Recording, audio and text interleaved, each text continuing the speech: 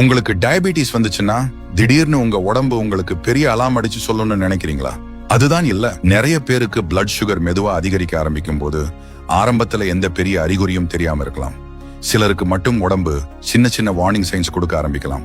அடிக்கடி தாகம் எடுக்கிறது, எப்ப பார்த்தாலும் பசிக்கிறது, அடிக்கடி யூரின் வாருது, காரணமே இல்லாம வெயிட் குறையிறது, சின்ன காயங்கள் கூட ஆற லேட் ஆகிறது, கண்மங்களாக தெரியறது மாதிரி சில சேஞ்சஸ் வரலாம்.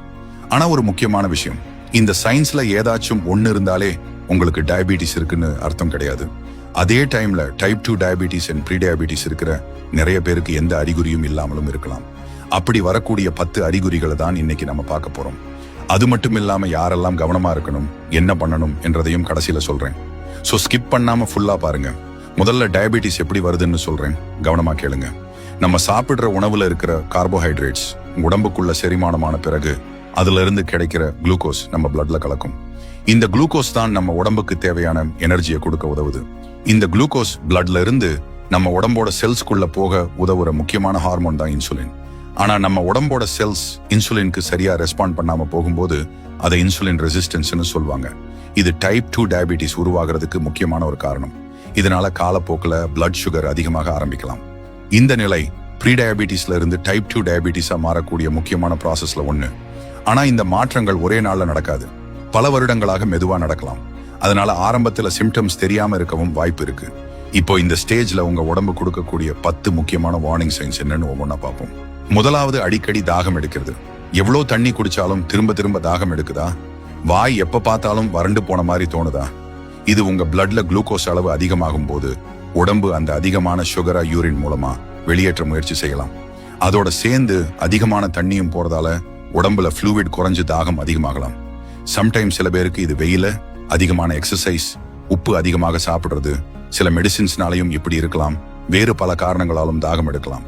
ஆனா கொஞ்ச நாளா தொடர்ந்து இருந்துச்சுன்னா கவனமா இருங்க. ரெண்டாவது, தொடர்ந்து யூரின் போறது. முன்னாடி இல்லாத அளவுக்கு இப்ப அடிக்கடி பாத்ரூம் போறீங்களா? குறிப்பா ராத்திரி தூங்கும் போது 2-3 தடவை யூரின் போக எந்திரிக்கிறீங்களா? பிளட் சுகர் அதிகமா இருக்கும் போது உங்க கிட்னி அதிகமான குளுக்கோஸா வெளியேற்ற முயற்சி செய்யும். இதனால அதிகமான யூரின் உருவாக வாய்ப்பு இருக்கு. அதனால சிலருக்கு யூரின் போற அளவு அதிகமாகலாம். ஆனா இது urinary tract problems, prostate problems, அதிகமாக தண்ணி குடிக்கிறவங்களுக்கும் வரலாம். மூணாவது, எப்ப பார்த்தாலும் பசி. சாப்பிட்ட கொஞ்ச நேரத்துக்குள்ளே திரும்ப பசி எடுக்குதா? வழக்கத்தை விட அதிகமாக சாப்பிடணும் போல தோணுதா? இது பிளட்ல குளுக்கோஸ் இருந்தாலும் அது செல்ஸ்குள்ள சரியா பயன்படுத்தப்படாம இருந்தா உடம்புக்கு தேவையான எனர்ஜி சரியா கிடைக்காம இருக்கலாம். இதனாலதான் சிலருக்கு அதிக பசி எடுக்குது. ஆனா அதிக பசி மட்டும் இருந்தாலே டயபிட்டிஸ்ன்னு சொல்ல முடியாது. தூக்கம் குறைவு, ஸ்ட்ரெஸ் அண்ட் சில ஹார்மோனல் சேஞ்சஸ்னாலையும் பசி அதிகமாகலாம். நாலாவது, எப்பவுமே சோர்வா இருக்குது. நல்லா தூங்கினாலும் உடம்புல எனர்ஜி இல்லாத மாதிரி இருக்குதா? சின்ன வேலை செஞ்சாலே ரொம்ப டயர்ட் ஆகுற மாதிரி தோணுதா? இது பிளட் சுகர் ரெகுலேஷன் பாதிக்கப்படும் போது குளுக்கோசா செல்ஸ் சரியா பயன்படுத்துறதுல பிரச்சனை வரலாம். இதனால பசி அதிகமா இருக்கலாம். ஆனா டயர்ட்னஸ் ரொம்ப காமனான ஒரு symptom. Anaemia, thyroid problems, vitamin deficiency, தூக்கம் குறைவு, ஸ்ட்ரெஸ் மாதிரி நிறைய காரணங்கள் இருக்கு. அதனால டயர்ட்னஸ் மட்டும் வச்சு டயபிட்டிஸ்ன்னு முடிவு பண்ணக்கூடாது. அஞ்சாவது, காரணமே இல்லாமல் வெயிட் குறையிறது. நீங்க டயட் எதுவும் இருக்காம எக்ஸசைஸ் பண்ணாம உங்க வெயிட் கொஞ்சம் கொஞ்சமாக குறையுதா?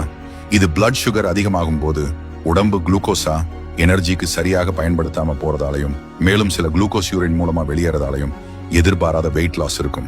அதனால தொடர்ந்து வெயிட் குறைஞ்சிட்டே போகுதுன்னா செக்அப் பண்றது ரொம்ப முக்கியம். ஆறாவது, கண் கொஞ்சம் கொஞ்சமா மங்களா தெரியுது. சில நேரம் திடீர்னு கண் பிளரா தெரியுதா? சில நேரம் மங்களாக இருக்குதா? இது பிளட் சுகர் அளவுல ஏற்படுற சேஞ்சஸ் கண்ணோட லென்ஸ்ல இருக்கிற ஃப்ளூயிட் பேலன்ஸா தற்காலிகமா பாதிச்சு பார்வை பிளர் ஆகலாம். அதனால திடீர்னு பார்வையில பெரிய சேஞ்சஸ் வந்தாலும் இக்னோர் பண்ணக்கூடாது. ஏழாவது, காயம் மெதுவா ஆறுவது. சின்ன காயம் வந்துச்சுனாலும் வழக்கத்தை விட மெதுவா ஆறுற மாதிரி தோணுதா? இது டயபிட்டிஸ் நீண்ட காலமா சரியாக கண்ட்ரோல் இல்லாம இருந்துச்சுன்னா பிளட் வெசல்ஸ் மற்றும் நர்வ்ஸ் பாதிக்கப்பட்டு blood circulation and healing process பாதிக்கப்படலாம். குறிப்பாக கால் பகுதியில் இருக்கிற காயம் ஆறாம தொடர்ந்து இருந்துச்சுன்னா மெடிக்கல் செக்அப் பண்றது முக்கியம். எட்டாவது, அடிக்கடி infection, skin infection, urine infection, வாய் இல்லைன்னா ஈறுகள்ல இன்ஃபெக்ஷன், இப்படி அடிக்கடி ப்ராப்ளம்ஸ் வருதா? இது பிளட் சுகர் ரொம்ப காலமா அதிகமா இருக்கும்போது உடம்போட இம்யூன் சிஸ்டம் பாதிக்கப்பட வாய்ப்பு இருக்கு. இதனால சில இன்ஃபெக்ஷன்ஸ் வரதுக்கான ரிஸ்க் அதிகம். அதனால அடிக்கடி ஒரே மாதிரியான இன்ஃபெக்ஷன் வந்துச்சுன்னா மெடிக்கல் செக்அப் பண்றது நல்லது. ஒன்பதாவது, கை இல்லைன்னா கால்கள் மரத்து போறது. கைகள் இல்லைன்னா கால் அடிக்கடி டிங்லிங், ஊசி குத்துற மாதிரி ஃபீல் இருக்கும். இது டயபிட்டிஸ் கண்ட்ரோல் இல்லாமல் இருக்கிறதால நர்வ்ஸ் பாதிக்கப்படலாம். இதை டயபெட்டிக் நியூரோபேத்தின்னு சொல்லுவாங்க. 10வது, கழுத்து இல்லைன்னா அண்டர் ஆர்ம் பகுதி கருப்பா மாறுறது. கழுத்து பின்பக்கம் அண்டர் ஆர்ம் தோல் வழக்கத்தை விட கருப்பாவும் கொஞ்சம் தடிமனாவும் இருந்துச்சுன்னா இது இன்சுலின் ரெசிஸ்டன்ஸ் கூட சம்பந்தப்பட்ட அக்கன்தோசிஸ் நிக்ரிகன்ஸ்னு சொல்லப்படுற ஒரு ஸ்கின் சேஞ்சஸ். இப்படி இருந்தாலே டயபிட்டிஸ்னு அர்த்தம் கிடையாது. ஆனா குறிப்பா வெயிட் அதிகமா இருக்கிறவங்களுக்கு இந்த மாதிரியான ஸ்கின் சேஞ்ச் இருந்துச்சுன்னா பிளட் சுகர் ஒரு தடவை டெஸ்ட் பண்றது நல்லது. சரி, இப்போ யாரெல்லாம் கவனமா இருக்கணும்னு பார்க்கலாம். உங்க ஃபேமிலியில பேரண்ட்ஸ் இல்லைன்னா சிப்ளிங்ஸுக்கு டைப் 2 டயபிட்டிஸ் இருந்துச்சுன்னா உங்களுக்கும் ரிஸ்க் அதிகமா இருக்கலாம். ஓவர் வெயிட் இல்லைன்னா ஒபிசிட்டி இருந்துச்சுனாலும் ரிஸ்க் அதிகம். பிசிக்கல் ஆக்டிவிட்டி குறைவா இருக்கிறவங்க, high blood pressure, cholesterol problems மாதிரி ஹெல்த் கண்டிஷன்ஸ் இருக்கிறவங்களும் கவனமா இருக்கணும். ஆனா மேல சொன்ன சிம்டம்ஸ் ஏதாச்சும் ஒன்னு ரொம்ப நாளைக்கு இருந்துச்சுன்னா சுகர் டெஸ்ட் பண்றது ரொம்ப நல்லது.